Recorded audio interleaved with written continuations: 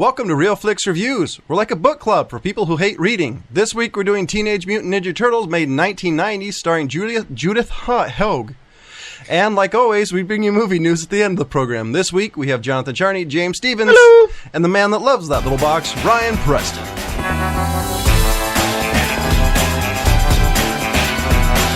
Welcome to Real Flix Reviews. This week is a special episode. We call it Challenge Accepted. If you don't recall, a couple episodes ago, James challenged Ryan and I to pick Teenage Mutant Ninja Turtles made in 1990 for one of us to review it. So I picked it, and so since I picked it, Ryan, what is this movie about? Well, indeed it is a special episode, John, and I just want to start out by apologizing to the viewers out there for having yet another movie with Corey Feldman. Not since I think our inaugural episode of Lost Boys have we put people through Corey Feldman. Although he was just a voice in this one, so you know it was sight unseen. You know, not too bad. Partially forgivable. But at least it's not this both wasn't of them. necessarily a challenge to just let's review this movie. This to me was a challenge that I'm going to defend this movie as a decent one. But we'll get to that. Like you said, we're doing Teenage Mutant Ninja Turtles 1990. Played by starring the woman whose name you mispronounced earlier, and a bunch of voices of a bunch of puppets in foam rubber. Basically, this movie is based on, obviously the old Teenage Mutant Ninja Turtles before was... it was a cartoon and it was a comic before that. Right. Well, was it a comic first or a cartoon first? It was a comic first. It was a comic book. Comic for naturally, and then cartoon, and then very popular cartoon. And then they made this movie in 1990. Interesting thing about this movie is it wasn't played towards the kid generation of the time. It was more towards the people who grew up either with the comic or the cartoon a handful of years before. But basically standard story of the Turtles. You know what I mean? You kind of just end up meeting them halfway into their lives in New York, and kind of just dumps you right inside the mythology of the whole movie. Well, that's kind of where you actually start in the comic or the cartoon, if I'm not mistaken, right? Yeah, the original. They never did an origin story until way later in their runs. Well, they actually, what they did, if I remember correctly, in the very first episode, the pilot of the cartoon in the 80s, they actually started off similar. April was in the Turtles' lair, and they said where they came from. Exactly, yeah, that's what I'm saying. They kind of did a backstory like they did in the movie with April. Yeah. And then later, years later, they did the origin story, But without getting into the review, I mean that's pretty much the movie. Obviously shenanigans ensue with the Foot Clan and Shredder and all that good stuff. And Splinter, is the faithful mentor. Yeah. So since I was the one who accepted this challenge, I think I'm going to go first. All right. Sure. One of the things that stood out to me, the soundtrack. It is definitely an early 90s, late 80s. I don't think there's anything that defined that period of the 80s and 90s than that soundtrack. But you were blown away by that. You can tell exactly when that movie was made. You were blown away by that that song at the end for like 2.5 minutes. Oh God, I wish I remember what that was called, but that song was how did I put it? Horrible, but hilarious. All they need is a dude with a damn big clock, dancing or something. It would have been hilarious. The other part that I was actually surprised after watching it again was the color palette. It had a very more realistic, natural color tone, but still had a 90s overtone to it. They really did their best to try to set it in the real world. They did. The 90s overtone, that was just product of the times. Everybody's wearing, neon green and orange. And as James pointed out, acid wash jeans. Yeah. There was a lot of 90s clothing. Yeah, that should have stayed in the 90s. 1990. So, you're really basically 10 years into the 80s. So, basically, everybody is so bloody used to that in the 90s, or right in 1990, nobody had really merged past the 80s yet. So, you still had a lot of extra shit to deal with. Neon clothing and stuff like that. One other thing, this movie had some of the greatest quotes ever. I don't know if I'd go that far, but okay. Like one of my favorite ones. The Turtles were watching Aesop's Fables, and my favorite quote on there was "Ninja kick the damn rabbit."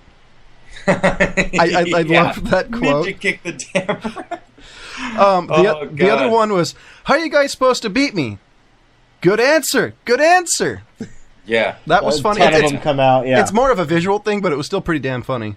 Right. The other one was, and the voice sells it so good. Yeah, and the other one is when the Foot Clan is in April's apartment building and start attacking her, and this says there was these guys are definitely not lumberjacks.